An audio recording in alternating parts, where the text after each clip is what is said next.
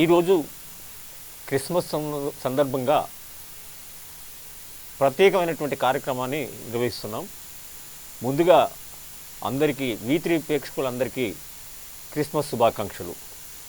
మనతో పాటు మాట్లాడడానికి ప్రముఖ పాస్టర్, సీనియర్, అనేక కార్యక్రమాల్లో ఎన్నో వందలాది కార్యక్రమాలు నిర్వహించినటువంటి పాస్టర్ గారు జేమ్స్ గారు మన స్టూడియోలో ఉన్నారు.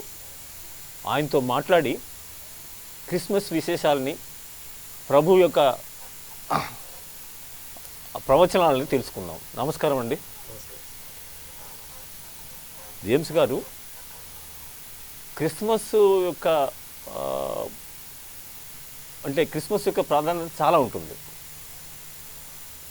ప్రపంచంలో అనేక మంది, ఎక్కువ మంది ఆచరించేటువంటి మతం కూడా క్రిస్టియన్. అసలు ముందుగా నేను ఏమంటానంటే, అసలు మతం మనిషికి అవసరమా? మతం లేకుండా మనిషి బతకలేడా? మీరేమంటారు? తప్పకుండా సార్. మొదటగా V3 ప్రేక్షకులందరికీ క్రిస్మస్ శుభాకాంక్షలు తెలియజేస్తున్నాను. V3 యాజమాన్యానికి, రామచంద్ర గారికి కూడా నా యొక్క హృదయపూర్వక ధన్యవాదాలు. తప్పకుండా మనిషికి తన జీవితంలో ఒక నైతిక ప్రవర్తన అనేది తప్పనిసరి అవసరం. నైతిక ప్రవర్తన లేని మనిషి, నైతికత లేని మనిషి జంతువుతో సమానం. ఈ నైతికత ఎలా వచ్చింది? నువ్వు ఏ మతమే తీసుకోండి, నైతికత అనేది మతం ద్వారానే వచ్చింది తప్ప పరిణామంలో నైతికత రాలేదు. కాబట్టి తప్పనిసరిగా మనిషికి మతం అవసరం. అయితే మీరు మాట అడిగారు, ప్రశ్న అడిగారు కాబట్టి చెప్తున్నాను. క్రైస్తవ మతం అనేది మతం అని పిలవద్దు, అయితే పిలుస్తున్నాం. ఎందుకు అంటే మతం అంటే కొన్ని అభిప్రాయాలు, కొన్ని నియమాలు, కొన్ని ఉద్దేశాలు మనం డెఫినేషన్ ఇచ్చుకున్నాం కాబట్టి ఆ విధంగా పిలుస్తున్నాము. కానీ క్రిస్టియానిటీ అని పిలుస్తారు తప్ప క్రిస్టియనిజం అని పిలవరు.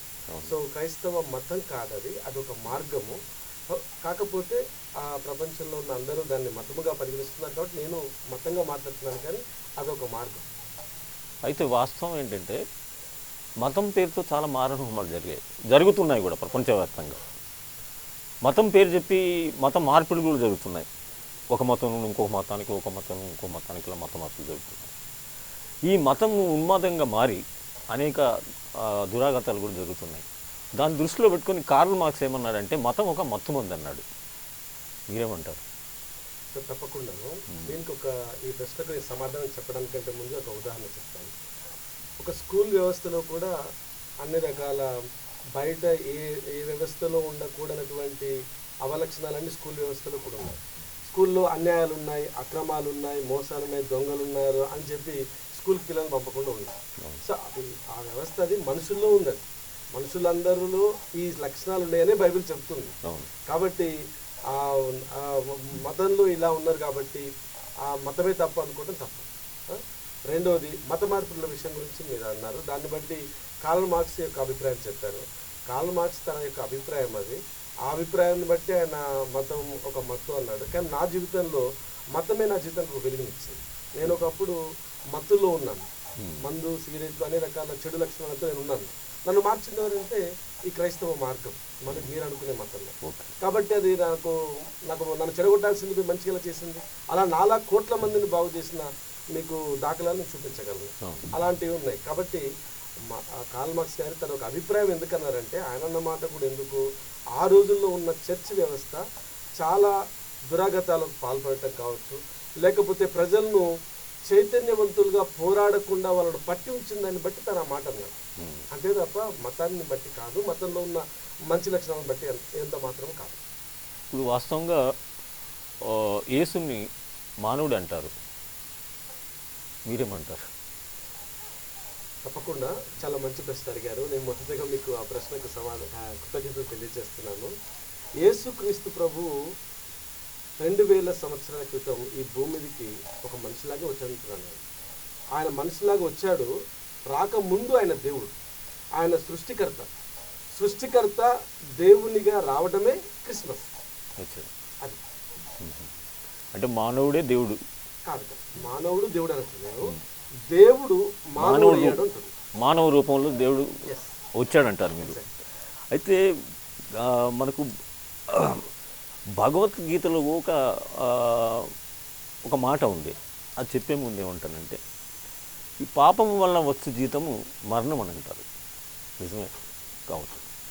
కానీ భగవద్గీతలో కూడా కృష్ణుడు అర్జునుడికి బోధిస్తున్నప్పుడు ఏమంటాడంటే, పుట్టిన మనిషికి గిట్టక తప్పుదంటాడు. మానేసి మాట్లాడు. ప్రతి జీవి, ప్రపంచంలో ఉన్న ప్రతి జీవి కూడా ఏదో ఒక రోజు మరణించక తప్పదు. కానీ పాపం వల్లనే వస్తుంది, జీతంగా వస్తుంది ఏంటంటే మరణం అని చెప్పడం కరెక్టేనా అని. దీనికి మనం ఒక సమాధానం చెప్పాలంటే అండి, నోబెల్ ప్రైజ్కి ఒకసారి నామినేట్ కాబడిన, అంటే నామినేట్కు సిఫారసు చేయబడిన ఒక సైంటిస్ట్ ఈ విధంగా చెప్పాడు, మానవుని యొక్క ఆయుష్ ఈరోజు 78 యావరేజ్గా ఉంది కదా, అది కొంత ప్రయత్నం చేస్తే 1000 సంవత్సరాల వరకు మనిషి బ్రతకొచ్చు అని ఒక ప్రతిపాదన చేశారు. అంటే అంటే ఆ సైంటిస్ట్ ఆ మేరకు అంచనాకు రావడానికి ఎటువంటి తనకు ఎవిడెన్సెస్ కానీ లేకపోతే తనకు అవగాహన లేకుండా చెప్పలేదు కదా. సో నేనేమన్నది ఏంటంటే, అసలు ఏదోని తోటలో బైబిల్ చెప్తున్న ప్రకారం ఏదోని తోటలో దేవుడు మనిషిని సృజించినప్పుడు నువ్వు ఆ పండు తిను దినమున చచ్చదం అన్నాడు. అంటే తినకపోయి ఉంటే అతను బ్రతికేవాడు. సో తినడం వల్ల మరణం అనేది వచ్చింది. సో అతని యొక్క పిల్లలుగా అతని యొక్క జన్యువులను పంచుకున్న మానవ జాతి అంతటికి కూడా ఆ యొక్క ఎఫెక్ట్ వచ్చిందనమాట. ఇది కాజ్ అండ్ ఎఫెక్ట్ సూత్రం సైన్స్లో ఉన్న ప్రకారము పాపం అనేది కాజ్, ఎఫెక్ట్ వచ్చేసి డెత్. కాబట్టి ఈ డెత్ అనేది కాజ్ని బట్టి అది కలిగిందన్నమాట. అంటే మీరు అన్నారు బైబిల్లో చెప్పబడిందని. సో బైబిల్ ఎవరు రాశారు, ఎప్పుడు రాశారండి? చాలా మంచి ప్రశ్న అండి. బైబిల్ని ఒక వ్యక్తి రాయాలి. బైబిల్ని 1600 సంవత్సరాల కాలం పాటు 40 మంది ప్రవక్తలు వివిధ ప్రాంతాల్లో 3 ఖండాలలో ఉన్నవాళ్ళు, ఒక రచయితకు ఇంకో రచయితకు సంబంధం లేదు. కొంతమంది రచయితలేమో దేశ ప్రధానులు, సాలమోన్ గారు, కింగ్ సాలమోన్, కింగ్ డేవిడ్ లాంటి వాళ్ళు. కొంతమంది ఆమోస్ లాంటి వాళ్ళు గొర్రెల కాపర్లు, పేతురు లాంటి వాళ్ళు చేపలు పట్టేవాళ్ళు. సో అన్ని రకాల వ్యక్తులు ఇందులో ఉన్నారు. అంటే ఒకరు రాస్తున్నట్టు ఇంకొకరికి తెలియదు, ఒకరికి సంబంధం కూడా లేదు. సో ఇదంతా దేవుడు ప్రేరేపించి, అది యాక్చువల్గా దేవుడు అదృశ్య రీతిగా దేవుడు వీళ్ళతో రాయించాడు అనమాట. ఎందుకంటే ఈ 1600 సంవత్సరాల కాలం పాటు ఈ 3 ఖండాలలో 40 మందిలో ఒకే వ్యక్తి ఒకే కంటెంట్ ఒకే విషయాన్ని అదే డ్రామాని అదే ఒక అంశాన్ని కొనసాగిస్తూ రాయడం అనేది పాసిబుల్ కాదు. ఎందుకంటే ఇప్పుడు మనకి చాలా కొన్ని సీరియల్స్ వస్తాయి, కొన్ని సంవత్సరాల తరబడి ఉంటాయి. ఇవి ఒక్కొక్కసారి 2-3 రచించిన సందర్భాలు మాకు తెలుసు. అయితే ఈ రచయితకు ఆ రచయితకు సంబంధం ఉంటుంది, ఉండకపోయినా కూడా తను ఆ స్టోరీ చూసుంటాడు. ఈ తర్వాత స్టోరీ ఎలా ఉంటే బాగుంటుంది తను రాయొచ్చు. అది మ్యాక్సిమం 10 సంవత్సరాలు 20 సంవత్సరాల స్టోరీ కొనసాగుతుంది. కానీ ఇక్కడ 1400 సంవత్సరాలు 1600 సంవత్సరాల స్టోరీ, అనేక జనరేషన్. కాబట్టి ఆ మొదటి వ్యక్తికి మూడో వ్యక్తికి అసలు సంబంధమే ఉండదు, అవకాశమే ఉండదు, చూసే అవకాశం లేదు. మరి ఎలా ఫ్లో అవుతుంది? అదే దీన్ని బట్టి మనం బైబిల్ దేవుని వాక్యం అని చెప్పడానికి ప్రధానమైనటువంటి ఒక ఆధారం, ఒక నిరూపణ బైబిల్ రాయబడిన విధానం, బైబిల్లో ఉన్న కంటెంట్.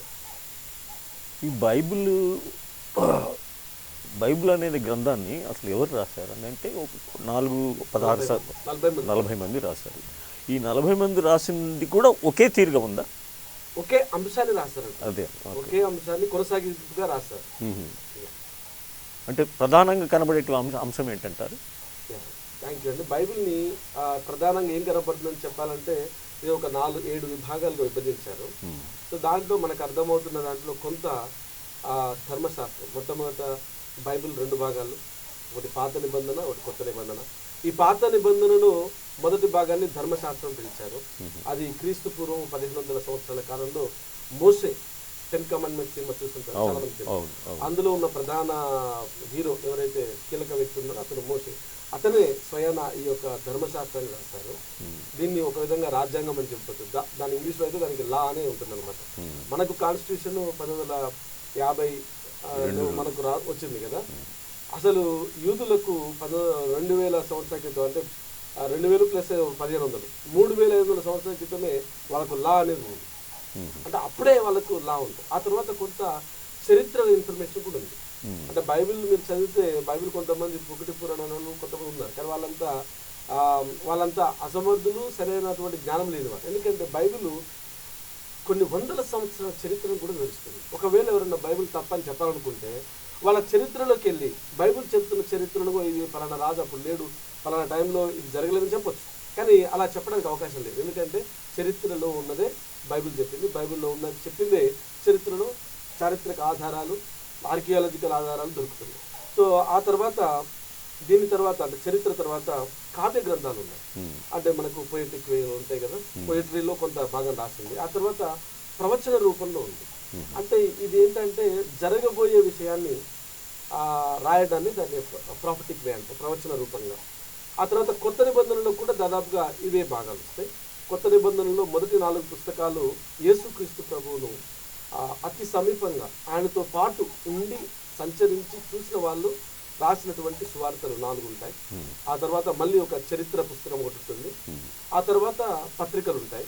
అంటే ఈ యొక్క క్రైస్తవ చరిత్రలో కొన్ని సందర్భాలలో దేవుడు అనుకొని ఈ ఉపదేశం వాళ్ళకి అవసరం అనుకొని ఒక సంఘానికి రాయటం కావచ్చు, లేదా సంఘం ఏదైనా ఉండి పలానా చర్చ్ వాళ్ళు మాకు ఈ విషయంలో మాకు సమాధానం కావాలి, ఈ విషయంలో దేవుని చిత్తం ఏంటని అడిగి వాళ్ళు తెలుసుకోవాలని అనుకున్నప్పుడు అపోస్తలులు ప్రవక్తల ద్వారా రాయబడినటువంటి ఉత్తరాలు, ఆ లేఖనాలు అనమాట. చివరికి వచ్చేసి మళ్ళీ అది కూడా ప్రవచనం. అంటే రెండవ రాకడకు ముందు ఏం జరుగుతుంది, ఎలా ఉంటాయి పరిస్థితులు, ఆ తర్వాత ఏం జరగబోతుంది అనే విషయాన్ని బైబిల్లో సూచిగా ఈ విషయాలన్నీ ఉంటాయి. యేసు ప్రభు ఎక్కడ జన్మించారు? ఇజ్రాయెల్ దేశంలో, ఇప్పుడు మనం చూస్తున్నటువంటి ఇజ్రాయెల్ దేశంలో బెత్లెహేమ్ అనే నగరంలో యేసుక్రీస్తు ప్రభు పుట్టారు. ఆయన ఒక పశువుల పాకలో పుట్టారంటారు నిజంగా. ఆ రోజు ఏం జరిగిందంటే వాస్తవానికి యేసుక్రీస్తు ప్రభు వాళ్ళ తల్లి మరియమ్మ నజరేతుకు చెందిన ఆమె, నజరేతులో ఉండేవాళ్ళు. ఆమె ప్రదానం చేయబడింది యోసేపుకి. ప్రదానం చేయబడిన తర్వాత రీసెంట్గా కొన్ని సంవత్సరాల క్రితం మన కేసీఆర్ గారు సకల జనుల సర్వే అని ఒకటి చేశారు. దాదాపుగా భారతదేశం అంతా కూడా క్యూరియాసిటీ చూపింది దాని మీద, ఆ సర్వే ఏం జరగబోతుంది, ఏముండబోతుందని. ఇంచుమించుగా ఇంతకంటే బాగా ప్రపంచంలో మొట్టమొదట ఒక ప్రజాసంఖ్య రాయబడాలని ఆ రోజు ఉన్నటువంటి నాయకులు పిలుపునిచ్చారు.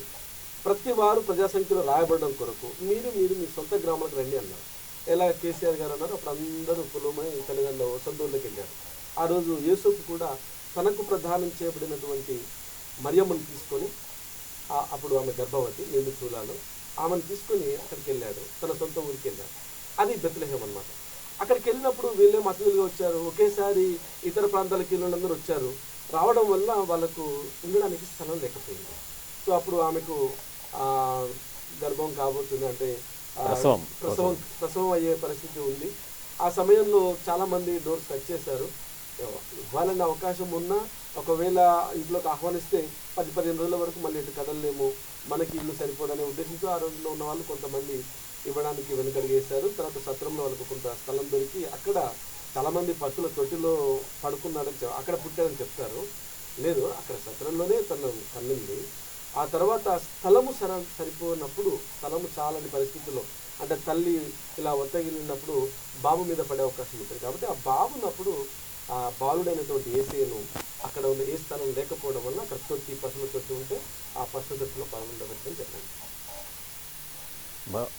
మరియమ్మ కొడుకు అంటారు కదా, మరియా కన్య అని అంటారు. అంటే ఆమె ప్రార్థనలో ఉండగా దేవుడు ఆమెకు దైవదూత ఆమె దగ్గరికి వచ్చి దయాప్రాప్తురాలు నీకు శుభం అని చెప్పి నువ్వు గర్భవతి కాబోతున్నావు చెప్పగానే ఆమె ఇదే ప్రశ్నిస్తుంది, నేను కన్యను కదా, పురుషుడు దారిని కదా, నాకు ఇది ఎలాగో సాధ్యమని అడుగుతుంది. అప్పుడు దేవదూతే చెప్తుంది అనమాట, ఇప్పుడు దేవుడు ఆకాశాన్ని భూమిని అంతటిని ఒక పదార్థాన్ని తీసుకొని చేయలేదు, మనమైతే పదార్థం తీసుకొని చేయాలి. ఇప్పుడు ఇక్కడ ఉన్నటువంటి పేపరు, పెన్ను, ఈ కెమెరా ఇవన్నీ కూడా ఒక పదార్థం నుంచి మనం తయారు చేస్తాం.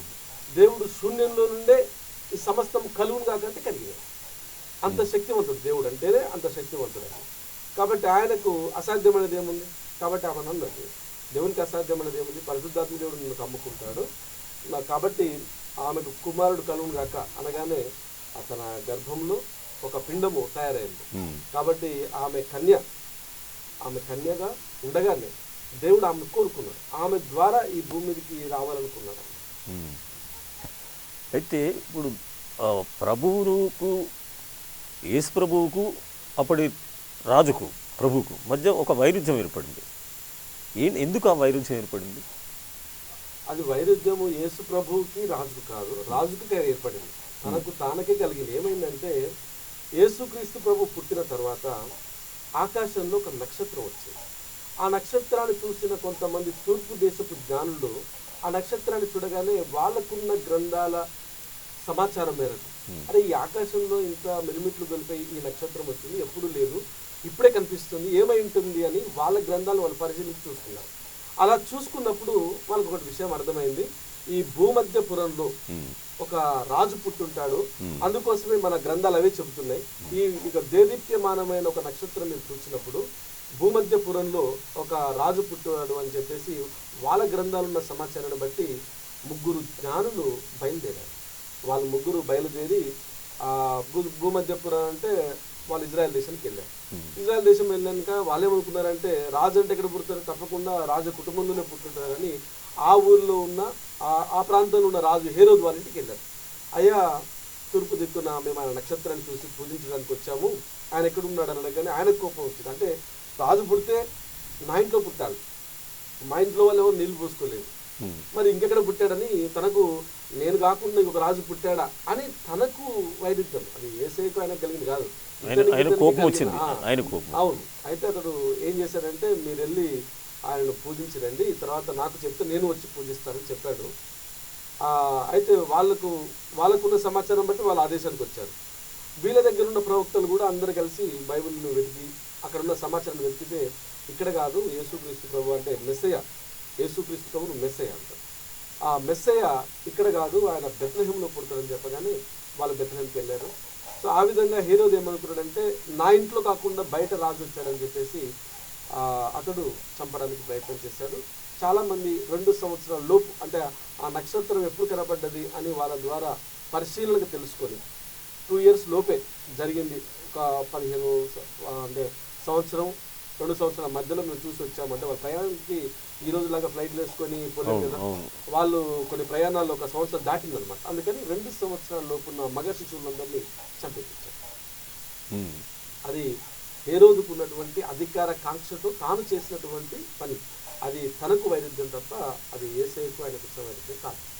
అంటే యేసు ప్రభువుకు జనంలో పెరుగుతున్న ఆదరణ చూసి, అంటే ఇంకా ఆదరణ రాలే కదా, అంటే కేవలం రాజు పుట్టాడని తెలియగానే యూదుల రాజుగా పుట్టిన వాడు ఎక్కడున్నాడని అది అడిగారు వాళ్ళు. సో రాజు పుడితే నా ఇంట్లో పుట్టాను తప్ప బయట పుట్టొద్దు, ఇంకొకరు రాజు రావడం ఏంటి అని చెప్పేసి అధికార కాంక్షతో తన సింహాసనాన్ని పోగొట్టుకోవడం ఇష్టం లేక రాజును చంపేస్తే అయిపోతుంది కదా అనుకున్నాడు. కానీ బుద్ధుడు నాగనే చచ్చిపోతుంది, ఆయనకు తెలియదు, చనిపోయాడు తర్వాత. ఇప్పుడు యేసు ప్రభు ప్రవచనాలు వినటానికి జన సందోహం అని పెరిగిన క్రమంలో జ్ఞానాన్ని సంపాదించుకున్న తర్వాత జనం ఆయనకు నీరాజనం పట్టారు. అది ఈయనలో ప్రధానంగా ఈర్ష్యాద్వేషాలకు కారణమైందా? లేదు, యాక్చువల్గా ఇతడు పుట్టాడని చెప్పగానే అతనికి కోపం వచ్చింది. ఇంకొక రాజు ఉండకూడదు అనుకున్నాడు, చంపేశారు. అందరిని చంపాలనుకున్నాడు, చిన్నపిల్లలందరినీ చంపేశారు. అయితే యేసుక్రీస్తు ప్రభు దేవదూత ద్వారా ఉపదేశించబడి లేఖనము నెరవేరునట్లు, అంటే బైబిల్లో ఏం జరిగినా కూడా ఒక సంగతిని మనం గమనించాలి. యేసుక్రీస్తు ప్రభు ఆ బెత్లెహేంలో ఎందుకు పుట్టాడు అన్న, ఈ హేరోదు ఇంతమంది పిల్లలు ఎందుకు చంపాడు అన్న, వీటన్నిటికీ మళ్ళీ ఒక కారణం ఉంటుంది వెనకాల. అదే లేఖనము నెరవేరునట్లు అంటే మనకందరికీ ఏమో ఒక విషయం మనం జరిగి అయిపోయిన తర్వాత రాసుకుంటాం పుస్తకం ఎవరిదైనా. ఇప్పుడు గాంధీ గారు చనిపోయిన తర్వాత గాంధీ గారి యొక్క అయితే ఇక్కడ యేసుక్రీస్తు ప్రభువుకు మాత్రమే ఆయన రాకముందే ముందు బయోగ్రఫీ వచ్చి ఆ తర్వాత ఆయన వచ్చారండి. సో ఇలా జరగబోతుందని ముందే ప్రవచనాలు రాయబడినాయి, ఆ ప్రకారం చేశాడు. అయితే ఈ హేరోదు అనే వ్యక్తి ఎక్కువ కాలం లేడు. యేసుక్రీస్తు ప్రభు పుట్టిన ఆ కాలంలో అందరి చిన్నపిల్లలందరినీ చంపించాడు, యేసయ్య తప్పించబడ్డాడు. ఆ తర్వాత ఇతడు చచ్చిపోయాడు, 3-4 సంవత్సరాలకి చనిపోయాడు. చనిపోయిన తర్వాత యేసుక్రీస్తు ప్రభు మళ్ళా నజరేతుకు వచ్చి వాళ్ళ తల్లిదండ్రులతో పాటు ఆయన అక్కడ ఉన్నారు. సో అంటే నేను అనేది ఏంటంటే ఆ జన నీరాజనం పట్టారు కాబట్టి, అతని యొక్క ప్రాబల్యం పెరుగుతున్నది కాబట్టి హేరోదు చంపాలనుకున్నాడు అనేది అప్పటికైనా లేడు కదా. ఆయన యేసుక్రీస్తు ప్రభుత్వం 3-4 సంవత్సరాల వయసు కాలంలో ఈ హేరోదు చనిపోయాడు. అంటే నాకు వేరే రాజు పుట్టాడనే ఒక మాట ఆయనకు నచ్చలేదు. మా ఇంట్లో ఉండాలి రాజు అనే ఒక అధికార కాంక్షతో ఎప్పటికీ నేనే సింహాసనాన్ని ఉండాలి అనే ఉద్దేశంతో తను చెప్పాడు. అంటే చంపించే ప్రయత్నం. ఇప్పుడు ఒక మాట అంటారు, ఏ భేదం లేదు అందరూ పాపం చేశారని అంటారు. పాపం చేయని వాళ్ళు కూడా ఉంటారు అనుకుంటారు. ఆ పాపం చేయని వాళ్ళు లేరనా దాని భావన? లేదండి. దాని ఉద్దేశం ఏంటంటే నేను ఇంతకుముందు కూడా మనం ఒక మాట వచ్చింది, కాజ్ అండ్ ఎఫెక్ట్ కూడా చెప్పాను. అవును. అసలు పాపం ఉన్నదా లేదా అనేది తేల్చాలంటే దానికి ఆ తర్వాత జరిగే పరిణామం ఉందా లేదా చూస్తే పాపం ఉన్నదా లేదా మనకు అర్థమవుతుంది. చాలామందికి అందరూ పాపం చేశారు అనగానే కొంతమందికి మేమే పాపం చేసాము, మేమేం చేసాము అంటున్నాం. వాస్తవం నేనేమంటున్నా అంటే పాపం చేశారా లేదా ఉందా లేదా తర్వాత సంగతి. పాపం ద్వారా వచ్చిన ఎఫెక్ట్ ఏదైతే ఉందో మరణం చచ్చిపోతుందా లేదా? ఆ చిన్నపిల్లలైనా పసికన్నైనా 3 నెలల పసికన్నైనా 3 రోజుల పసికన్నైనా 3 నిమిషాల పసికన్నైనా చనిపోతుందా లేదా? చనిపోయే అవకాశం ఉందంటే అసలు ఈ డెత్ అనేది పాపం యొక్క ఎఫెక్ట్. అది పాపం అనేది లేకపోతే ఈ డెత్ అనేది వచ్చేది కాదు. అయితే పాపం అంటే మనం ఆ క్రియ చేస్తేనే పాపము అని కాదు. అసలు ఇక్కడ బైబిల్ పరిభాషలో పాపం అంటే దేవునికి విరోధంగా, అంటే దేవుని చట్టానికి విరోధంగా తిరుగుబాటు చేసేటువంటి ఒక లక్షణం అనమాట మన లోపల. ఆ లక్షణం ఉంది. అది చిన్న పిల్లవాడిలో కనపడకపోవచ్చు, తెల్లారాక పెద్దగా కనపడతారు. ఇలాగే కొంతమంది ఒక మాట చెప్తాను కొద్దిగా ఈ ప్రశ్నకు సమాధానం కోసము.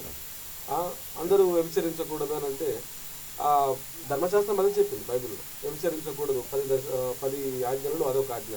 ఏ మతం చెప్పండి? దాదాపు ప్రతి మతం కూడా అలాంటి నీతి బోధనలు చెప్పాయి. యేసుక్రీస్తులో ఏం చెప్పాడండి, అందరూ మేము పాపం చేయట్లేదు కదా, వ్యభిచారం చేయట్లేదు కాబట్టి మేము మంచిగా ఉన్నాం అనుకుంటారు. కానీ యేసుక్రీస్తు ప్రభు ఒక మాట చెప్పాడు, వ్యభిచారం చేయడం కాదు, నీ హృదయంలో నీకు కోరిక కలిగినా కూడా, మనసులో అనుకున్నా కూడా నువ్వు పాపం చేసినట్లే. సో అంటే నేను అనేది ఏంటంటే ఈ పాపము చేసే స్వభావము అవకాశం ఉంది. ఆ పాపం అంటే ఏంటి? దేవుడు ఒక ఆజ్ఞ గీస్తే, ఒక నీతి లేదా ఒక ఆజ్ఞ గీస్తే ఆ ఆజ్ఞకు వ్యతిరేకంగా పోరాడేటటువంటి తత్వము మన శరీరంలో ఉంది. ఆజ్ఞను ఉల్లంఘించే అవకాశం ఉంది. అది నువ్వు ఈ రోజు ఉల్లంఘించకపోవచ్చు, ఇంకోసారి ఉంది. అందరు చూస్తున్నారు కాబట్టి కెమెరా ముందు ఉల్లంఘించకపోవచ్చు, కెమెరా లేకపోతే ఉల్లంఘించవచ్చు, ఎవరు తెలియకపోవచ్చు. అది కానీ ఉల్లంఘించే స్వభావం ఉందా లేదా అనేది ప్రశ్న. మనిషి మనస్తత్వంలో వాడికి దుర్లక్షణాలు ఉంటే వాళ్ళు పాపల కింద లెక్క. దాన్ని అమలు చేయకపోయినా కూడా పాపతుంది. అంటే మానవ సహజం. దానినే క్రియా పాపం అంటారు. అమలు చేస్తేనేమో అది క్రియా పాపం, అమలు చేయకపోతే నీ ఆలోచనలో ఉన్నాడు అది పాపమే కదా. అవును, నువ్వు చెడు ఆలోచన నాకు ఉంది, నేను చెడు చేయలేదు, ఆ చెడు ఆలోచన అయితే ఉంది కదా, చేసే లక్షణం ఉంది. అంటే ఒక సిచ్యువేషన్ వస్తే పరిస్థితి, అవకాశం, అవకాశం కలిసి వస్తే ప్రతి మనిషి చేసే అవకాశం ఉంటుంది. అంటే ఆ అవకాశం రాలేదు, లేకపోతే అవసరం లేకపోయి ఉంటుంది, అందుకే చేయలేదు. అవకాశం వస్తే అందరూ చేస్తారు అంతే. అంటే కొందరు నీతిమంతులు కూడా ఉన్నారు. అంటే మీరు అనుకునే ఉదాహరణకు వ్యభిచార విషయంలో మీరు అనొచ్చు, నేను ఇంకా వేరే ఆజ్ఞలు ఉన్నాయి కదా. ఇప్పుడు అదొక ఆజ్ఞ కాదు, అదొక ఆజ్ఞను బట్టి దేవుడు పాపులుగా తీర్చడానికి కాదు, అదొక చిన్న విషయం. యాక్చువల్గా ఇంకా చాలా ఉన్నాయి. దేవుని ధర్మశాస్త్రంలో చాలా విషయాలు ఉన్నాయి. నువ్వు సత్క్రియ చేయకపోవడం కూడా పాపమే ఉంటుంది. సత్క్రియ చేయకపోవటం, సత్క్రియ అంటే ఏంటి? ఇప్పుడు నేను దారిలో వస్తున్నాను, ఒక ఆయన రోడ్డు మీద పడి యాక్సిడెంట్ పడి ఉన్నది, నేను తీసుకపోయి హాస్పిటల్లో జాయిన్ చేయడం సత్క్రియ. చేయకపోవడం కూడా పాపమే. అది వాడు చావు అనుకోవడం పాపమే, అంతే కదా. కాబట్టి నేను అనేది ఏంటంటే దేవుని స్వభావానికి విరోధంగా పనిచేసేటటువంటి లక్షణం మానవ స్వభావంలోనే ఉంది. అంటే బైబిల్ మనిషిని ఎలా నడుచుకోవాలని సూచిస్తుంది. యాజ్ యూజువల్గా బైబిల్లో ఒక నీతి నియమావళి కూడా ఉంది. ఈ విధంగా జీవించాలి, ఇలా జీవిస్తే మంచిది, ఇలా జీవిస్తే నీకు బాగుంటుంది, నీ ఆరోగ్యం బాగుంటుంది, నీ పిల్లలు బాగుంటారు, నీ కుటుంబం బాగుంటుంది, ఇలాంటి ప్రవర్తన ఉండాలని కొంత నీతి బోధ కూడా ఉంటుంది. తప్పకుండా. అయితే ఇప్పుడు మనకు కొన్ని చోట్ల మత మార్పిడులు బలవంతంగా చేస్తున్నటువంటి సంఘటనలు కూడా వెలుగులోకి వచ్చాయి. ఎక్కడ వచ్చాయి? ఉత్తర భారతదేశంలో, అంటే ఈశాన్య ప్రాంతాల్లో. ఎవరు బలవంతంగా మార్చారు అంటే నేను తెలుసుకోవాలి కూడా. ఎందుకంటే నా దృష్టిలో, నా అవగాహనలో, నా యొక్క అబ్జర్వేషన్లో ఇంతవరకు బలవంతంగా మత మార్పిడి అనేది అసాధ్యం. ఒకవేళ చేసిన క్రైస్తవత్వంలో అది ఇంపాసిబుల్ అనమాట. అది చేయలేదు, చేయడం అసాధ్యం. ఎందుకంటే ఉదాహరణకు నేను మతం మారడం ద్వారా, అంటే మళ్ళీ నేను ఒకసారి చెప్తున్నాను, ఇది మతం కాదు మార్గం అయినా కూడా ఫర్ సేక్ ఆఫ్ ఆర్గ్యుమెంట్ కోసం మతం అందరూ అట్లా భావిస్తున్నారు. నేను మతం మారాను, ఒకవేళ బలవంతంగా చేశారనుకో, నాకు స్వేచ్ఛ లేదా పోవడానికి, బయటకు పోవడానికి? పోతాను కదా. అసలు ఒక వ్యక్తిని బలవంతంగా ఎలా ఉంచగలం? సాధ్యమవుతుంది అది? అసలు ఎలా మార్చిస్తారు? అసలు ఒక్కొక్కటి లోపల అభిప్రాయం ఎలా మారుతుంది? ఇంకోటి క్రైస్తవంలో సాధ్యం కాదంటే నీ క్రిస్టియానిటీకి వచ్చిన తర్వాత నీకు విగ్రహాలు ఉండవు. అవును. తర్వాత నువ్వు ఇట్లాంటి ప్రవర్తన, అరే నువ్వు వ్యభిచారం చేయడం కాదు, వ్యభిచారం నీ తలంపులే రావద్దని అంటే ఇంత కఠినంగా ఇంత కష్టంగా ఎట్లా బ్రతుకుతాం? అది పాసిబుల్ కాదు కదా. అందుకని బలవంతంగా క్రైస్తవ మతంలోకి ఇంతవరకు ఎప్పుడు ఎక్కడ జరగలేదు, మార్చలేదు, మార్చలేరు, అసాధ్యం కూడా. సార్ ప్రాక్టికల్గా చేసి చూద్దాం కూడా సాధ్యం కాదు. అయితే బలవంతంగా మార్చకపోయినా కొన్ని ప్రలోభాలతో కూడా మార్చిన సంఘటనలు ఉన్నాయి. అంటే ఒకసారి ఏదైనా ఉదాహరణ అంటే ఇప్పుడు క్రిస్టియానిటీలో చేరితే మీకు ఈ సౌకర్యాలు వస్తాయి, ఆ సౌకర్యాలు వస్తాయి, ఏదో కొన్ని వస్తు రూపేణ కూడా కొన్ని బహుమానాలు వస్తాయి, మీకు ఈ సౌకర్యాలు ఉంటాయి అనేటువంటి మాటలు చెప్పి కూడా మార్చిన సంఘటనలు కొన్ని ఉన్నాయి. నేనేమంటున్నాను సార్, వాస్తవానికి నా చిన్న కాలంలో మామూలుగా గుడికి వెళ్తే పిండి పెడతానని వింటాం. వాస్తవంగా ఏనాడు ఆ పిండి తెచ్చుకోలేదు, ఆ గుడికి పోలేదు, ట్రూగా చెప్తున్నాను. అయితే అంటుంటారు ఒక పిండి కోసం మతం మారే వాళ్ళు ఉంటారని నేను అనుకోవట్లేదు. అలా సాధ్యం కూడా కాదు. ఒక వ్యక్తి సాయం చేస్తున్నాడు అనుకోండి, దాన్ని తీసుకోవడానికి తప్పే ఉంది. ఇప్పుడు నేనున్నాను, తిరుపతికి వెళ్ళాము, నాకు టిఫిన్ డబ్బులు లేవు, ఆ తిరుపతి లడ్డు ఫ్రీగా ఇస్తున్నారు, తిన్నాను నేను. సో అది ఇవ్వకూడదని నీకు లేదు, తినకూడదని నాకు లేదు, అది నా అవకాశం. అది నా అవసరానికి తీర్చింది. సో నేను తిరుపతి లడ్డు తిన్నా కాబట్టి ఇప్పుడు నుంచి నేను హిందువులని నేను అనుకోవట్లేదు. ఓకే, నాకు ఆకలి ఆహారం కోసం నాకు ఇచ్చారు, నేను దొంగతనం చేసింది కాదు, వాళ్ళే ఫ్రీగా ఇచ్చారు, తిన్నాను నేను. ఒక సందర్భంలో నేను ఒక కొండ మీద ఉన్నాను, ఆ కొండ మీద ఆకలి అవుతుంది బాగా, చూస్తాను కొబ్బరి కాయలు ఉన్నాయి, తిన్నాను. తింటే ఇప్పుడు బలవంతం అది ఎలా మారుతారు? ఇప్పుడు ఇది అసాధ్యం అండి.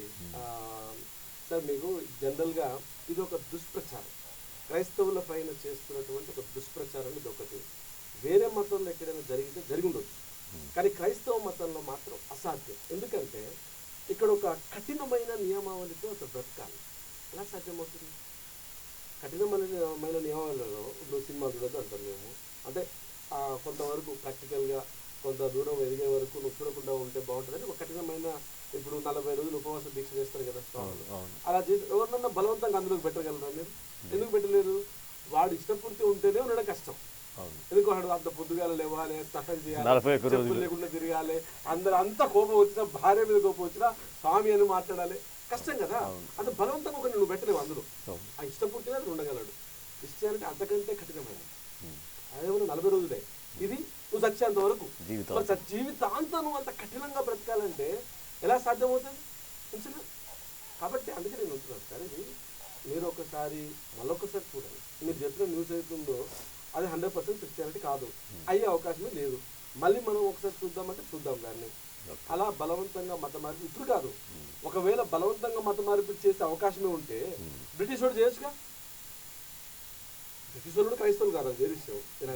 నేను అనేది ఏంటంటే అలా పాసిబుల్ కాదు అని చెప్పడానికి చెప్తున్నాను నేను. అలా ఏ మతము ఒక మతంలోనికి బలవంతంగా మత మార్పిడి చేయలేరు, ప్రలోభ పెట్టి కూడా చేయలేరు. ఉదాహరణకు ఈ మధ్య కాలంలో ఒక ఆయన బాబా గారు, ఆయన ఎవరు, కాషాయ వస్త్రాలు వేసుకొని ఒక బాబా గారు ఉంటారు, ఒక రైల్వే స్టేషన్ దగ్గర ఉన్న ఒక ఆమె అడుక్కు తింటుంది. ఆమె దగ్గరికి వెళ్ళి నువ్వు గోవిందాను అమ్మ నీకు 100 రూపాయలు ఇస్తా అని చెప్పేసి అంటే, అయ్యా నాకేమవుతుంది అని అన్నాను. ఇప్పుడు ప్రలోభ పెడితే మొత్తం మారేట ఆమె అయితే నేను 100 రూపాయలు ఇస్తా అంటున్నాడు కదా, మరి తీసుకుని అనొచ్చు కదా, అనలే ఆమె. అంటే దీన్ని బట్టి మనకి ఏమర్థమవుతుంది? ప్రలోభ పెట్టడం ద్వారా ఎవరు మారరు, ప్రలోభ పెట్టడం సాధ్యం కాదు. ఒకవేళ ప్రలోభ పెట్టినా తాత్కాలికంగా అప్పుడు మారినా, అప్పుడు నమ్మినా, ఆ తర్వాత అతను అలా ఉండాలిగా, ఉండలేడు కదా. ఇప్పుడు బలవంతంగా స్వామిగా ఎలా ఉండలేడు 4 రోజులు, ఇప్పుడు జీవితాంతం క్రైస్తవుడిగా బ్రతకడం చాలా కష్టం. కాబట్టి ఈ అభిప్రాయాన్ని మార్చేసే, బలవంతంగా మత మార్పిడి జరగదు, ప్రలోభ పెట్టి కూడా మత మార్పిడి అసాధ్యం. ఒకవేళ ప్రలోభాన్ని లొంగి ఉంటే అవతల నుంచి చంపే పరిస్థితులు ఉన్నాయి, కొట్లాడే పరిస్థితులు ఉన్నాయి, నీకు రేషన్ తీసేస్తామని ఎన్నో రకాల ఫోర్సులు వస్తుంటాయి. మీరిచ్చిన ప్రలోభం ఎంత ఉంటుంది? ఆ ప్రలోభాన్ని మించి మీరు అనుకుంటే, ఒకవేళ అది ప్రలోభం అనుకుంటే, దాన్ని మించి ఇంత శక్తి వస్తుంటే కూడా, ఇంత ఫైటింగ్ వస్తుంటే కూడా దాన్ని ఎందుకు వద్దనుకుని ఉంటున్నాడు ఆయన? అంటే నిజంగా ప్రలోభపడి రాలేదు కాబట్టి. పరివర్తన కలిగి వచ్చాడు కాబట్టి అది నేను యేసుని నమ్ముకున్నాను. నేను నమ్మడానికి నాకెవరు ఒక రూపాయి లేదు, నన్ను ఎవరు ప్రలోభ పెట్టలేదు. నా హృదయంలో నేను కన్విన్స్ అయ్యాను, దేవుడు అంటే ఇలా ఉండాలి, ఇలా ఉండుంటాడు, ఇది సత్యము, ఇది న్యాయమైనటువంటి లాజిక్ నాకు అందింది కాబట్టి నేను యేసుని అంగీకరిస్తున్నాను. తెలుస్తుంది నాకెవరేమి ఇవ్వలేదు, నాకెవరు ప్రలోభ పెట్టలేదు. ఎలా సాధ్యమవుతుంది? నేను 20 సంవత్సరాలు, ఒక 20 సంవత్సరాల నుంచి ఒక ఎవాంజలిస్ట్గా ఉన్నాను, ఓ పాస్టర్గా ఉన్నాను. ఇంతవరకు నా వినికిడిలో ఎవరు ప్రలోభపడేది లేదే. అంతేందుకు కొన్ని హోమ్స్ ఉన్నాయి, క్రైస్తవ హోమ్స్. ఆ హోమ్స్లో అందులోనే పుట్టి అంటే తల్లిదండ్రులు లేకపోతే అందులో ఉండి చదువుకొని అన్ని రోజు ప్రార్థనలు చేసి అన్ని ప్రవర్తనలు చేసి జడ్జిలో అన్నీ పోయి బయటకు వచ్చినాక స్వామి లేదని కూడా చూపిస్తాను నేను. అంటే ప్రలోభ పెడితే అన్నం పెట్టి చేసి చదువుకున్నది కావాలి కదా. అంటే ప్రలోభ పెట్టడం అనేది జరగదు, ప్రలోభం నిలబడదు, అది సాధ్యం కాదు. ఇది ఒక దృష్టి పెట్టాలి. ఇది ప్రచారమే తప్ప కానీ ప్రలోభ పెట్టే అవకాశం లేదు. తెలుగులో ఒక సామెత ఉందండి, బలవంతంగా లింగం కడితే భక్తుడు అవుతాడా అని. ఆ బుట్టిలో పెడితే వాడు పక్కన వెళ్ళి ఇట్లా దులుసుకుంటాడట. అంటే నీకు ఇష్టం ఉండి దాన్ని ఇష్టపడితే స్వచ్ఛందంగా నువ్వు ఆ భావాలను నమ్మితేనే వాళ్ళు క్రిస్టియన్గా మారుతారే తప్ప ఎవరిని మనం క్రిస్టియన్గా బలవంతంగా పెట్టలేమనేది నిజమే. అయితే ఒక కొన్ని దుర్ఘటనలు కూడా జరిగాయి దేశంలో. కేరళ కొన్ని చోట్ల పాస్టర్ల మీద కూడా లైంగిక వేధింపు ఆరోపణలు కూడా వచ్చాయి. దీన్ని ఎలా మనం తీసుకోవాలి? మీకు ముందే చెప్పాను, మానవులందరూ పాపం చేసి దేవుడు అనుగ్రహించి మమ్మల్ని పొందలేకపోతున్నారంటే అందులో పాస్టర్ అయినందుకు అతనికి పాపం లేదని ఇక్కడ బైబిల్లో లేదు. So there is possibility. ఒకవేళ జరిగిన అవకాశాలు ఉండుంటాయి తప్పకుండా. సిస్టర్లే ఆరోపించారు. ఏమంటున్నాను, అలాంటి సంఘటన జరిగితే దాన్ని పూర్తిగా ఒక లేశ మాత్రం కూడా ఆలస్యం లేకుండా దాన్ని పూర్తిగా ఖండిస్తున్నాం. అటువంటి ఫాదర్ పైన చట్టరీత్యా చర్యలు తీసుకోవాలని నేను డిమాండ్ చేస్తున్నాను. అవసరమైతే అలాంటి వ్యక్తి పైన సుమోటోగా చర్యలు తీసుకోవడానికి ఇంకేదైనా చేద్దామంటే ఫస్ట్ కంప్లైంట్ నేనే ఉంటాను. అంటే క్రైస్తవుడు కాబట్టి ఆ తప్పును దాచుకుందామనే అవకాశమే లేదు. అది తప్పు. పొరపాటు ఎవరు చేసినా తప్పే. ఆ అన్యాయానికి గురైన అమ్మాయికి న్యాయం చేయాలి, ఇతనికి కూడా కఠినమైన శిక్ష విధించాలి. ఇమ్మీడియట్గా అక్కడ ఉన్నటువంటి బిషప్ వాళ్ళు ఎవరైతే ఉన్నారో వాళ్ళు అతని పైన చర్యలు తీసుకొని అతన్ని ఆ వృత్తిలో ఫాదర్గా ఉండకుండా తనని టెర్మినేట్ చేయాలని నేను డిమాండ్ చేస్తాను. కొత్త వాళ్ళు పెట్టుకోవాలి. అంటే అది కూడా కొన్ని సంవత్సరాల క్రితం జరిగి ఈ మధ్య జడ్జిమెంట్ వచ్చిందని అనుకుంటాను. అవును అది వార్త. మేము జర్నలిస్ట్ ఫీల్డ్లో ఉన్నాం కాబట్టి ఎక్కడే సంఘటన జరిగిన ముందు మాకు వస్తుంది, తర్వాత మీకు వస్తుంది. సో అంటే అలాంటి సంఘటనలు జరగడం దురదృష్టకరమే. ఎందుకంటే ఒక నైతికత అనేది గురించి మాట్లాడేటువంటి వాళ్ళే ఆ నైతికతను కోల్పోతే సమాజం పక్కదారి పడుతుంది. ఆ పర్టికులర్గా ఆ కమ్యూనిటీ మీద కూడా ద్వేషం ఏర్పడుతుంది. సమాజంలో ఒక డిసిప్లిన్, మతం అంటే ఒక డిసిప్లిన్ ఇచ్చేదే. అది ఏ మతమైనా కావచ్చు. ఖురాన్ చెప్పినా అదే చెప్తుంది, భగవద్గీత చెప్పినా అదే చెప్తుంది, అలాగే బైబిల్ చెప్పినా అదే చెప్తుంది. ఇది చెప్పడం వరకే పరిమితం అయితేనే పరిణామాలు వేరే విధంగా ఉంటాయి. ఆచరిస్తే మాత్రం సమాజంలో శాంతి, ఒక క్రమశిక్షణతో మనిషి బతికేటువంటి అవకాశం ఉందంటారు. సో చివరిగా ఒక క్వశ్చన్ అండి, మనిషిలో నిజంగా ఈ సమాజంలో ఏర్పడేటువంటి ఒక భయంకరమైన పరిస్థితుల్లోనే మనిషిలో కొన్ని ఆలోచనలు వస్తాయి. పుట్టుకతో ఎవడు నేరస్తుడు కాదు, పుట్టుకతో ఎవడు ఆ మతానికి చెందినవాడు కూడా కాదు. అయితే పుట్టుకతో రాకుండా ఈ సమాజం చుట్టూ ఉన్నటువంటి ఈ దారుణమైన సమాజం ప్రభావం వల్ల వాడు అటువంటిది చెడు మార్గంలో పోతున్నారు. ఈ చెడు మార్గంలో పోవడానికి వీటితో పాటు సమాజం కూడా బాధ్యత వహించాలి. కానీ కేవలం మనం వాడే పాపం చేశాడని నిందించడం కరెక్ట్ కాదు కదా. మీరేమంటారు? తప్పకుండా ఏ వ్యక్తి అయినా పుట్టుకతో ఎవరు చెడ్డవాడు కాదు. పరిస్థితుల ప్రభావము, తనకు వచ్చినటువంటి పరిస్థితులు, తనకున్నటువంటి సమస్యల ద్వారా అతను అలా అయ్యే అవకాశం ఉంటుంది. అందుకోసమే మనం మంచిగా ఉండడమే కాదు, మన సొసైటీ కూడా బాగుండాలనే ఉద్దేశంతోనే ఈ స్వార్థ ప్రకటన చేస్తుంటాం. అంతేకాకుండా మనం ఎక్కడైతే ఉంటామో అక్కడ ఉన్న వాళ్ళకు చదువు చెప్పడం కావచ్చు, తర్వాత ఈ యొక్క విషయాల మీద ఆడపిల్లలకైతే గుడ్ టచ్, బ్యాడ్ టచ్ మీద అవగాహన కలిగి చేయడం, మగవారికి కదా అందరికీ కూడా ఈ మాదక ద్రవ్యాలపైన, లేకపోతే ఈ యొక్క మద్యం పైన, సిగరెట్ల పైన, వీటి మీద వాళ్ళకు ఎడ్యుకేషన్ ఇచ్చి వాడకు కూడా అవగాహన కలిగజేసి ఈ విధంగా ఏర్పాటు చేస్తాం. ఎందుకంటే నువ్వు ఒక్కడే బాగుంటే సరిపోదు, అందరూ నీ చుట్టూ ఉన్న పరిసరాలు వ్యక్తులు కూడా బాగుంటేనే నువ్వు బాగుంటావు. అది కరోనా కూడా నిరూపిస్తుంది మనకు. కరోనా కూడా మనం ఒక్కరు వ్యాక్సిన్ వేసుకున్నాం, నాకేం ప్రాబ్లం లేదు అనుకుంటే నడవదు. పక్కనకు వచ్చినా మన కోసం కావాలి, అందరినీ ఇలాగా బాగుంచాలా, మనం కూడా అలాగా. అందుకోసమే స్వార్థ ప్రకటన చేయడంలో కూడా ముఖ్య ఉద్దేశము కేవలము ఏదో నేను ఒక్కరి పరలోకం పోతే బాగుంటుందని కాదు. ఇలా స్వార్థ యొక్క ముఖ్య ఉద్దేశము అందరూ నరకానికి పోయే ప్రమాదం ఉంది కాబట్టి దాన్ని తప్పించుకోమని. సేమ్ టైం అక్కడ యేసుక్రీస్తు చెప్పిన విలువలు నియమాలు కనుక మనం ఆచరిస్తున్నట్లయితే, ఆ విధంగా బ్రతికినట్లయితే మనము బాగుంటాం, మన సొసైటీ బాగుంటుంది, అందరూ బాగుంటాం.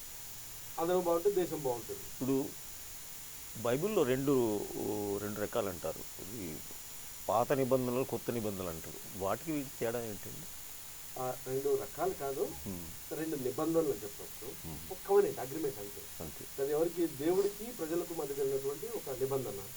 పాతది కొత్తది. పాతది ఏంటంటే అది యూదులతో దేవుడు చేసుకున్నటువంటి ఒక నిబంధన. అది మొట్టమొదట అంటే మానవ జాతి కొరకు ఇచ్చినటువంటి నిబంధన అయినా ఆ రోజు యూదులు వాళ్ళు ప్రధానంగా చేసుకున్నారు. ఆ నిబంధన ప్రకారం కొన్ని నియమాలు, కఠినమైన నియమాలు, కొన్ని శిక్షా స్మృతి అవన్నీ ఇచ్చారు. ఇలా ఉండాలి, ఇలా బ్రతకాలి, ఇలా జీవించాలని. సో ఇలా జీవించడం మనిషికి సాధ్యం కాలేదు. ఆ లెక్క ప్రకారం, ఆ ధర్మశాస్త్ర ప్రకారం ఎవడు నీతిమంతులు కాలేకపోతున్నారు. కాబట్టి అందరినీ నీతిమంతులుగా చేయాలనే ఉద్దేశంతో యేసుక్రీస్తు ప్రభు ఈ భూమి మీదకి వచ్చి మానవ జాతి అంతటితో ఒక నిబంధన చేశారన్నమాట. అదేమో పాత నిబంధన అనుకున్నారంటే అది పాతది, ఇది కొత్తది. ఒకసారి కొత్త జీవో వచ్చిన పాత జీవో చెల్లనట్టుగా ఇప్పుడు కొత్త నిబంధన వచ్చింది కాబట్టి, అంటే పాత నిబంధన పనికి రాకుండా పోయిందా? పనికి రాకుండా పోవడం అని కాదు. ఇప్పుడు కొత్త దాన్ని ఎక్కడైతే కరెక్ట్ చేసిందో అక్కడ పాతది చెల్లదు, ఆ పాత నియమం చెల్లదు, కొత్త నియమమే చెల్లుతుంది. కొత్త నిబంధన ఎక్కడైతే కామన్ చేయదో అక్కడ పాత నిబంధన వర్తిస్తుంది. అమెండ్మెంట్ అంటారు అది. ఎగ్జాక్ట్లీ అమెండ్మెంట్ లాంటిదే. సో ఇది యేసుక్రీస్తు ప్రభు ప్రపంచ మానవాళితో చేసుకున్న ఒక నిబంధన. చివరిగా నీతి ప్రేక్షకులకు మీరిచ్చే సందేశం? తప్పకుండా 2000 సంవత్సరాల క్రితం ఈ భూమి మీదకి యేసుక్రీస్తు ప్రభు వచ్చారు. ఆయన వచ్చినప్పుడు దేవదూతలు ఈ విధంగా చెప్పారు, ప్రజలందరికీ కలగబోవు మహా సంతోషకరమైన శుభవర్తమానం. వాస్తవానికి ఇది ఒక దేశం కోసం కానీ, ఒక జాతి కోసం కానీ, ఒక వర్గం కోసం కానీ వచ్చినటువంటి వార్త కాదు. ఇది ప్రజలందరికీ కలగబోయే సంతోషకరమైన శుభవార్త. ఏంటి? ఆయన తన ప్రజలను వారి పాపం నుండి ఆయనే విడిపించిన కనుక ఆయనకు యేసు అని పేరు పెట్టారని చెప్పారు. యేసుక్రీస్తు ప్రభు ప్రధానంగా ఎందుకు వచ్చాడో మనం తెలుసుకుంటే అది అసలైన ప్రశ్న. ఇంతకు ఆయన ఎందుకు వచ్చాడంటే మానవ జాతి అంతా కూడా ఏ భేదం లేదు. ఆఫ్రికా, యూరోప్, అమెరికా, ఆస్ట్రేలియా, ఏ ఖండంలో ఉన్న ఏ భేదం లేదు. అందరూ ఒక ప్రమాదంలో ఉన్నారు. మరణం తరువాత ఒక జీవితం ఉంది, అది నరకం అనే ప్రమాదం ఉంది. ఆ ప్రమాదాన్ని తప్పించుకోవాలంటే ఒకే ఒక మార్గం ఉంది, అది యేసుక్రీస్తు ప్రభు చూపించినటువంటి మార్గం. వాస్తవానికి ఈ మరణం ఎందుకు వచ్చిందంటే పాపము చేయడం వల్ల, అవిధేయత చూపడం వలన, దేవునికి తిరుగుబాటు చేయడం ద్వారా వచ్చింది. దేవునికి విధేయత చూపడం ద్వారా దీనికి సొల్యూషన్ ఆయన ఇచ్చారు. ఒకడు చేయడం ద్వారా మనమందరం, ఆయన పిల్లలమైన మనమందరికీ ఈ యొక్క అవిధేయత సంక్రమించినట్లుగా ఈ ఒకడు చేసిన నీతిమంతుడైన యేసుక్రీస్తు ఒకడు చేసిన పుణ్యకార్యం ద్వారా, నీతి కార్యం ద్వారా మనమందరం నీతిమంతులం అవుతాం, మనమందరం పరలోకానికి వెళ్తాం. చివరిగా ఒక మాట చెప్పి నేను ముగిస్తాను. మనకందరికీ కరోనా ఎఫెక్ట్ తెలుసు. 2 సంవత్సరాల నుండి ఎంత బాధపడుతున్నామో. ఇప్పుడు ఉదాహరణకు కొంచెం దీన్ని వివరిస్తూ చెప్తాను. కరోనా వచ్చింది, ప్రపంచమంతా బాధపడుతున్నారు. కరోనా వ్యాక్సిన్ కూడా కనుగొన్నారు. కరోనాతో ప్రజలు చచ్చిపోతున్నారు. వ్యాక్సిన్ గవర్నమెంట్ ఉచితంగా వేస్తుంది. ఇప్పుడు ఒక బాధ్యత కలిగిన వ్యక్తిగా ఏం చేయాలి? సామాజిక స్పృహ, కనీసం సొంత జ్ఞానం ఉన్న వాళ్ళని ఏం చేయాలి? అరే ఈ వ్యాక్సిన్ వేసుకుంటే మనం మరణం తప్పించుకుంటాం అనేది సింపుల్ కదా. ఇదేమైనా డబ్బులకు ఇచ్చుంటే నువ్వు కొనలేకపోతే అది వేరు. అందుబాటులో ఉండి గవర్నమెంట్ ప్రచారం చేస్తూ వేసుకోమని ప్రతిసారి ఫోన్ చేసిన ప్రతిసారి వ్యాక్సిన్ వేసుకోమని చెప్తుంది. చెవుల్లో ఫ్రీగా గవర్నమెంట్ ఇస్తుంది. ఇంటికి వచ్చి ఆయా వర్కర్, ఆశా వర్కర్లు వచ్చి మనల్ని పిలుస్తున్నారు. అయినా నువ్వు వ్యాక్సిన్ వేసుకోకుండా నువ్వు ప్రమాదంలో పడి ఆ హాస్పిటల్లో పడి చచ్చిపోతే దానికి నష్టం బాధితులు ఎవరు? తప్పెవరిది? స్వయంగా తనదే అవుతుంది. ఏ విధంగానైతే కరోనా అనే ప్రమాదం ఉందో నరకం అనే ప్రమాదం ఉంది. ఈ నరకం నుండి తప్పించుకోవడానికి యేసుక్రీస్తు ప్రభు అనే వ్యాక్సిన్ ఉన్నది. ఆయన రక్తము ప్రతి పాపం నుండి మనల్ని పవిత్రపరుస్తుంది, మనల్ని పరలోకానికి చేరుస్తుంది. ఉచితం. ఒకవేళ అది స్వీకరించకుండా నరకానికి పోతే తప్పు మనదవుతుంది తప్ప అది దేవుడి కాదు. సో ఈ క్రిస్మస్ కేవలం ఒక సమాచారం వినడము, ఏదో గ్రీటింగ్ కార్డ్స్ పంచుకోవడము, క్రిస్మస్ తాత బొమ్మలు పెట్టుకోవడం కాదు. క్రిస్మస్ ఉద్దేశం ఏంటంటే మానవులందరూ నరక శిక్ష నుండి తప్పించుకోవాలనేది. కాబట్టి ఆ నిర్ణయం మీరు తీసుకోవాలని నేను వీక్లీ ప్రేక్షకులందరినీ, ఈ మానవ సమాజాన్ని అంతటినీ మీ ద్వారా ఒక పాస్టర్గా, నన్ను పాస్టర్గా పిలిచారు కాబట్టి ఒక ఎవాంజలిస్ట్గా మీకు బైబిల్ నుండి ఉపదేశిస్తున్నాను. ఇదే నా యొక్క సందేశం. జేమ్స్ గారు, మీరు ఈరోజు మా స్టూడియోకి వచ్చి మా ప్రేక్షకులకందరికీ విలువైనటువంటి, ఒక ఆచరించదగ్గటువంటి విలువైనటువంటి మాటలు, ప్రవచనాలు చెప్పినందుకు వీటి తరఫున మీకు శుభాకాంక్షలు చెప్తున్నాను, ధన్యవాదాలు తెలియజేస్తున్నాను. Thank you very much. వీత్రి చేసే ప్రతి మంచి కార్యక్రమానికి ఈ మధ్య కాలంలో నేను నల్గొండ బస్ స్టాండ్లో ఒక సందర్భంలో చూశాను. అక్కడ మదర్ ఫీడింగ్ రూమ్ అని ఒకటి ఏర్పాటు చేశారు. అది ఇక్కడ మదర్ ఫీడింగ్ రూమ్ ఉందని చూస్తే అక్కడ ఆ వీత్రి యాజమాన్యం చైర్మన్ గారి ఫోటో అక్కడ కనిపించింది. నాకు చాలా సంతోషం వేసింది.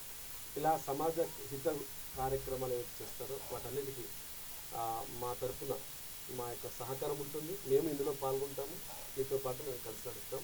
సమాజ హితం కోసం, సమాజం కొరకు, మంచి సమాజం కొరకు మనందరం కలిసి పురోగమిస్తాం. ధన్యవాదాలండి. ఇది క్రిస్మస్ సందర్భంగా వీటీ న్యూస్ చేపట్టిన స్పెషల్ కార్యక్రమం.